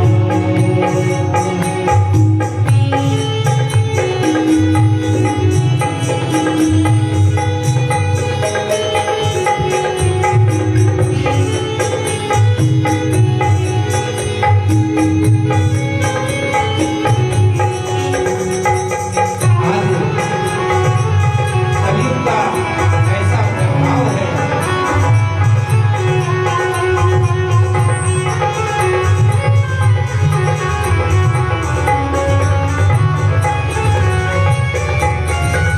देखने में आ रहा है। जिसे समझते हो अपना तुम, जन को देता आज वही।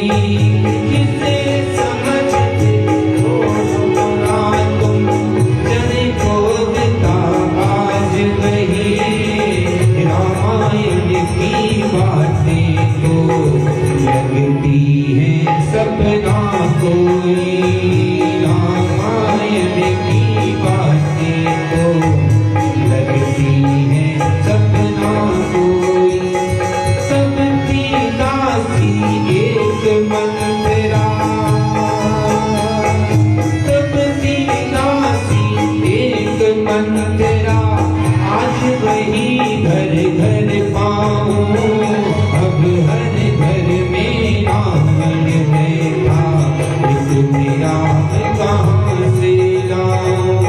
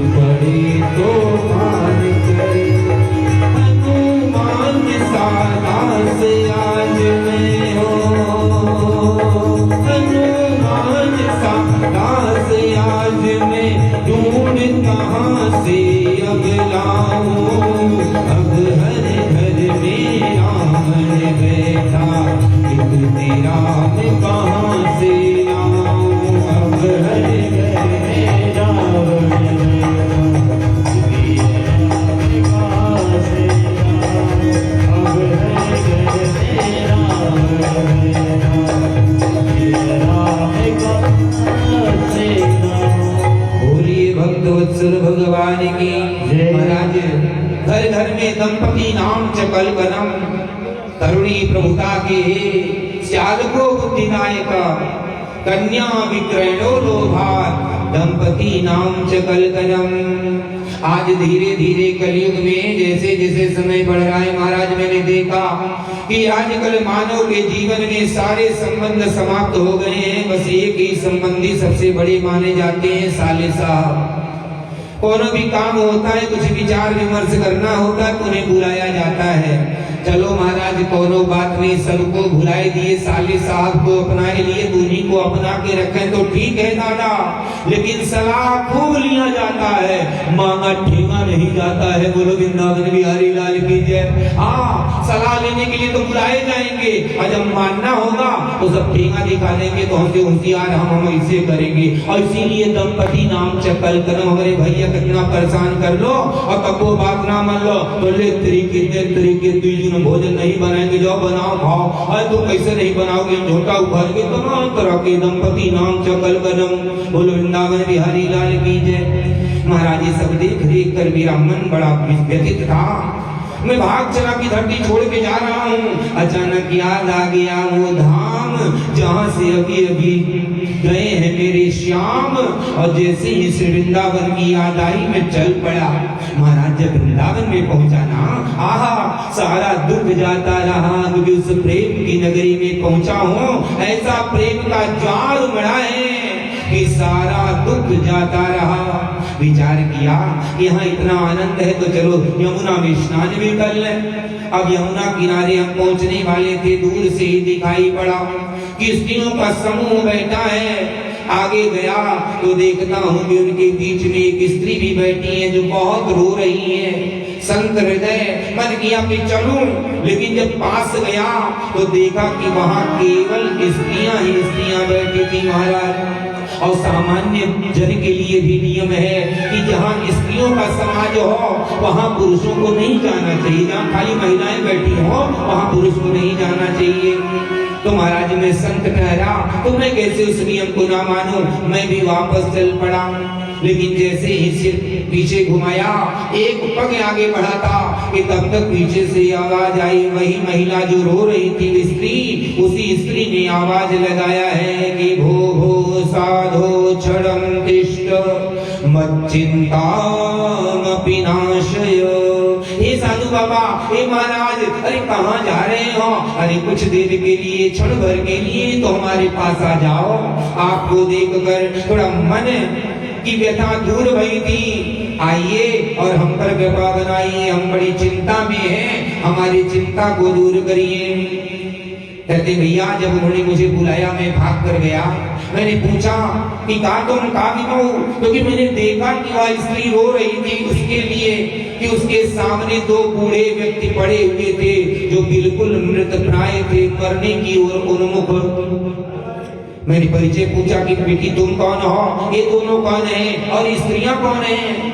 उसने अपना परिचय दिया कि अहम भक्तिर्दिख्याता इमे में तनयौ मतौ।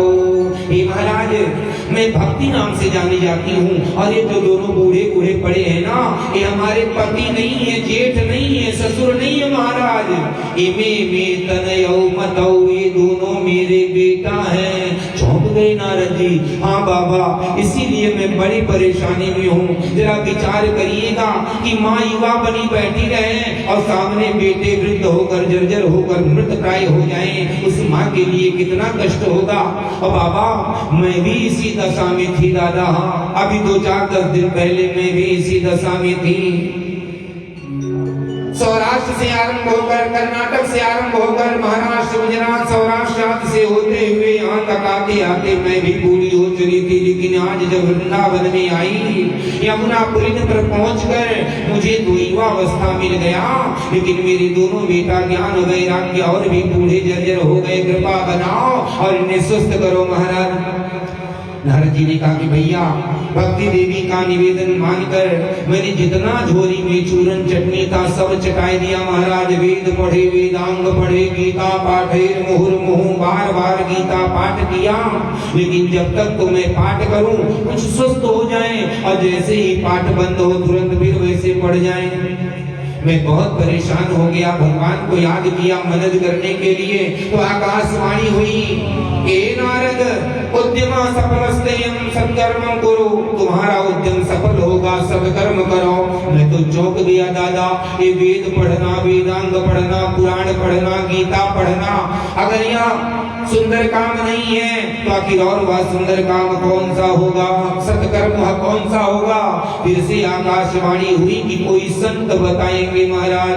तब से मैं परेशान घूम रहा हूँ, क्योंकि ना तो उस आकाशवाणी में सही सही काम बताया और ना ही जिसके द्वारा पता चलेगा उसका नाम बताया। लेकिन आज आपको देखा हूँ, अब लगता है काम पूरा हो गया। मुस्कुराए सनकादिक ऋषि और कहते, भैया आपने जो कहा और जो आकाशवाणी ने बताया उसके अनुसार तो एक ही चीज है। बोले क्या? बोले तो इनके कल्याण के लिए श्रीमद् भागवत कथा श्रवण करना पड़ेगा, सुनाना पड़ेगा। नारद जी चौंक गए, ए महाराज, और इतने सारे वेद पढ़ा सुनाई दिया, गीता सुनाई दिया, केवल भागवत से क्या होगा? और जैसे कहा केवल, तुरंत मुंह पे हाथ धर दिया, अरे नाना प्यारे, तू मुझसे छोटा है। अरे देखने में मैं भले छोटा हूँ, लेकिन उम्र में हम तुमसे बड़े हैं, यह गलती मत करना। श्रीमद् भागवत महापुराण की जो आजकल एक तो है नहीं, क्या कहते हैं, एक बड़ा स्लोगन चला है, चीते की चाल, बाज की नजर और बाजीराव की तलवार में कभी शक नहीं करना। वही चीज समझाया गया प्यारे, ये भागवत महापुराण के द्वारा होने वाले कल्याण पर कभी शक नहीं करना, नहीं तो बहुत दुर्गति होगी। अरे श्रीमद् भागवत महापुराण को हल्के में मत लेना। ये क्या है? वेदोपनिषदां साराज्जातं भागवती कथा, अत्युत्तमा ततो भाति पृथग्भूता फलाकृति। ये श्रीमद् भागवत महापुराण को हल्के में मत लेना भैया। जो सारे वेद पुराण उपनिषदों की बात तुम कर रहे हो ना, इस वेद रूपी कल्प वृक्ष का पका हुआ फल है श्रीमद् भागवत महापुराण। तो जो आनंद इस केलवा में मिल जाएगा, केलवा के पेड़वा में मिल पाएगा हो, उसी केले के पेड़ से तो निकला है ना। लेकिन जो आनंद इस केले के भीतर कूदे में मिलेगा, केले ऊपर चिपके हुए छिलकवा में नहीं मिलेगा। बोलो वृंदावन बिहारी लाल की जय। और पेड़ की डाल तने में कौन का है? जो रस, जो मिठास हमें आम में मिल जाता है, बढ़िया लगा भाई मलिहाबादी आम है। आप लोग तो बड़े भाग्यशाली हो, बगले में हो, ताजा ताजा मिलता होगा। हम लोग तो दूर हैं, 2-3 दिन पुराना मिलता है, लेकिन फिर भी मीठा लगता है ना। लेकिन जो मिठास हमें आम में मिल गया, वही मीठा सब हम चाहे पिलाओ, पेड़वा का डरिया तोड़ के, पकवा तोड़ के चूस ले, वो आनंद मिल पाएगा? नहीं मिल पाएगा। उसी प्रकार से कहते भैया, ये वेद वेदांत उपनिषद है वृक्ष, और श्रीमद् भागवत महापुराण है फल। रस उसी से लिया है, लेकिन ऐसा परिपाक हुआ है कि जो आनंद फल में मिलेगा वह आनंद पेड़ में नहीं मिलता। तो क्या करें? कुछ नहीं, चलो भैया कथा सुनाएंगे हम, और तुम बन जाना मुख्य यजमान, और फिर प्रेम से कथा को श्रवण करना। बोले तो यही शुरू हो जाए? बोले हाँ, कैसे शुरू होगा भैया? अरे कथा केवल सुनाने में आनंद कब आता है? जब ऐसे 150 हमारे प्यारे प्यारे श्रोता लोग बैठे हो। तो आज की बात तो है नहीं, कितनी सुविधा हो गई कि आजकल इतने दुष्ट हो गए हैं। अब देखो ये भी बात निकल रहा मुंह से, इतने दुष्ट हो गए हमारे सनातन धर्मी कि बद्री विशाल में जाके पिकनिक मनाने जाते हैं। वो पिकनिक मनाने, जहाँ पे लोग नृत्य की तैयारी करने जाते थे, महाविवाह होने के बाद वो बनाने जाते हैं। गुरु वृंदावन बिहारी लाल की जय। अभी 10 साल पहले बाबा ने ऐसे खाली डोलाया था, सबकी हालत खराब हो गई थी। तो कहीं बाबा ऐसे ऐसे न डोला दे, उससे पहले समझ जाओ और सुधर जाओ। वो तपोभूमि है। अभी दुनिया गया वहां से पुजारियों के द्वारा, वहां भी जाके रील बना रहे, नगाड़ा बजा रहे। अरे तुम्हारा नगाड़ा सुनने के लिए भोले बाबा वहां नहीं बैठे, वहां तो शांति के लिए बैठे हैं, और तुम्हें भी शांति प्रदान करने के लिए। अरे अपने जीवन में, अपने घर में, अपने गांव में, अपने नगर में ये दुष्टता की क्रांति मचा रहे हो, क्षमा हो जाएगा। लेकिन अगर बाबा के धाम में जाकर क्रांति मचाओगे तो थोड़ा सा हिलाएंगे और सब समाप्त होते जाओगे। इसलिए अभी भी समय, सावधान हो जाओ। तो तब की बात है जब लोग पैदल आने जाते थे, वहां जो पहुंच जाते थे वे अमलात्मा हो जाते थे, भगवान के ध्यान में लग जाते थे। तो कहे भैया कथा सुनाने वाले से ज्यादा आवश्यकता आप जैसे प्रेमी श्रोताओं की होती है, तो यहाँ से हम नीचे चलें और वहाँ से उन्हें ऊपर भी बुलाओ, और यहाँ से जितना दूर है उतना ही दूर वृंदावन से भी है, वह स्थान है हरिद्वार। आओ चलो हरिद्वार, वहीं पर हम सुना देंगे, तुम सुन लेना, भक्ति ज्ञान वैराग्य का कल्याण हो जाएगा। आज बड़े प्रेम के साथ में भी पहुंचे गंगा जी के किनारे, एक विशाल बरगद का पेड़, कोनो छाना भी डालने का आवश्यकता नहीं, और खूब बालू था, बालू इकट्ठा करके पाट के बढ़िया से आसन भी बना दिए। ये कोई टेंशन नहीं हुआ बाबा को कि दर्जन को बुलाए भैया यहाँ मानो तो यहाँ बिछाओ, हाँ एकदम से आसन लग गया, कथा आरंभ हो गई।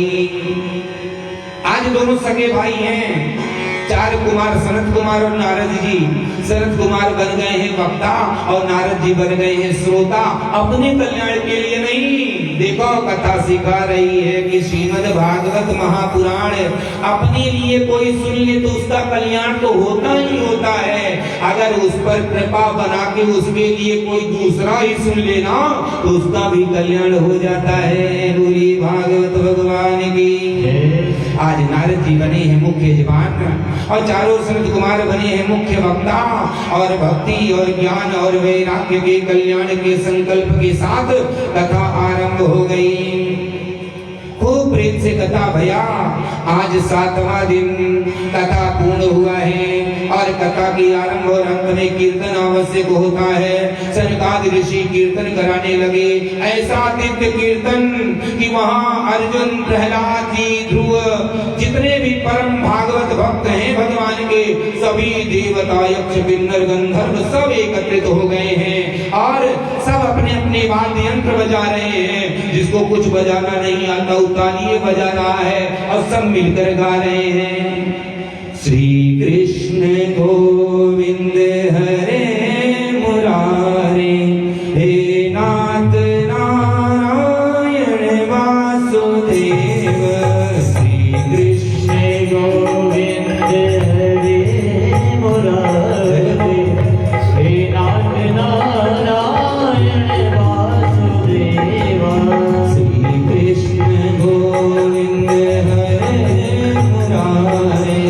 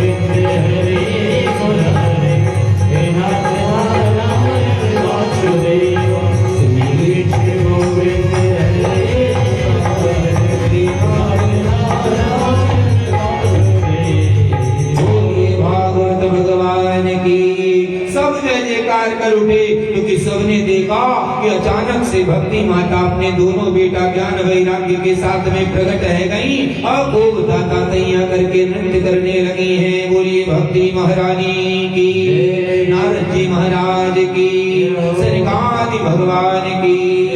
आज खूब आनंदित हुई है, बार बार धन्यवाद दिया है कि ये नारद जी बड़ी कृपा, ये सनकादि ऋषियों बड़ी कृपा, यहाँ की कृपा से हमारे बेटों का और हमारा दुख दूर हुआ और एक कृपा और बनाए रखना। बोले वह बात हमसे करने से काम नहीं चलेगा, ठाकुर के चरणों में मन को लगाओ और उनसे गाओ तो कल्याण हो जाएगा। तो आइए हम भी माता भक्ति के वचन में, उनकी वाणी में वाणी को मिलाएं और प्यारे से प्रार्थना करें। ध्यान रखिएगा, कल पुनः जैसे आज चला है वैसे ही प्रातः 9 बजे तक का समय आप लोगों के लिए छोड़ा गया है कि आप लोग प्रेम से, थोड़ा ठंडी का समय है ना तो देर से मान लिया ना है, तो इसलिए 9 बजे तक का समय दिया गया है। 9 बजे के भीतर आप लोग आके अपना दैनिक पूजन जो भी करना है, अक्षत फूल जल आदि जो भी है लाकर आप पूजन कर सकते हो। 9 बजे से हमारे मुख्य जमान द्वारा पहले भी आके पूजा कर लेती ना, जानी बैठे रहते हैं। आप लोगों वाला जो अपने तरफ वाला पूजन है हमारे मुख्य जमान जी माता जी पहले आके कर लेते हैं, लेकिन जो दैनिक विधिवत पूजन वैदिक विद्वानों के निर्देशन में ठीक 9 बजे से आरंभ हो जाएगा। 9 से 12 के मध्य में पूजन होगा, प्रातः आरती होगी और हम लोगों का थोड़ा फलाहार होगा, फिर मूल पाठ चलेगा। दोपहर 2 बजे से ठीक समय 2 बजे से यहाँ कथा आरंभ हो जाएगी। हमारे संगीतकार बंधु 1:30 बजे से आकर यहाँ अपना व्यवस्था ठीक करेंगे और हनुमान चालीसा गाएंगे और ठीक 2 बजे से हम यहाँ पहुँच जाएंगे। और उसके बाद थोड़ा बहुत पूजन आरती, फिर जैसी भगवान की कृपा करना, जैसा आप लोगों का मेरे लिए प्रार्थना वैसा हम सुना देंगे। हम पहले बता दिए हम परम बहु रहा, हमको कुछ नहीं आता है। हाँ, तो आज रात में जाके थोड़ा हमारे लिए प्रार्थना करते रहिए कि बोल बाबा थोड़ा सीख ले, बढ़िया से कुछ हमें सुनाए दे, ठीक है। और यहाँ भी आप जैसे आज पधारे ऐसे ही कल पधारिएगा और थोड़ा प्रार्थना करिएगा। आएंगे पक्का? हाँ, लेकिन कब आ पाएंगे?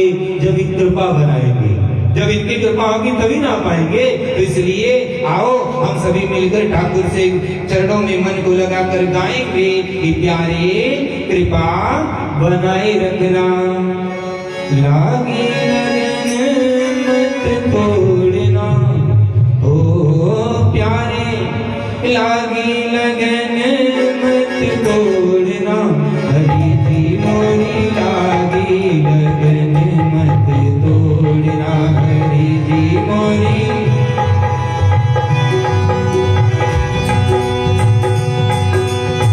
नए धुन में सुना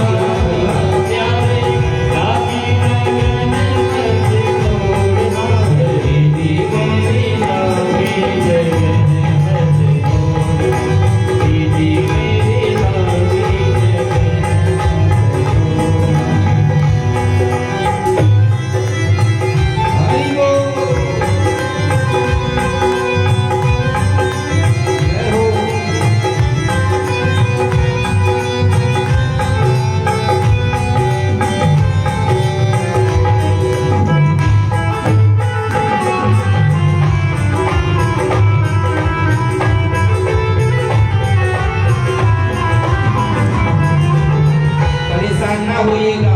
अरे तो अभी कन्हैया के चेला चापड़ आए हैं, तो इन्हें देख के ना परेशान होगा। अभी कन्हैया आएंगे चौथे दिन, तब देखिएगा क्या क्या चरज करेंगे। हाँ,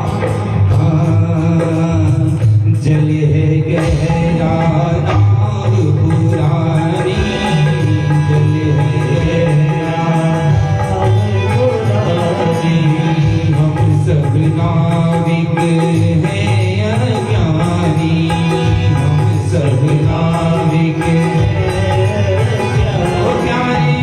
बीच भंवरे मत छोड़ना, प्यारे बीच भंवरे मत छोड़ना, हरि जी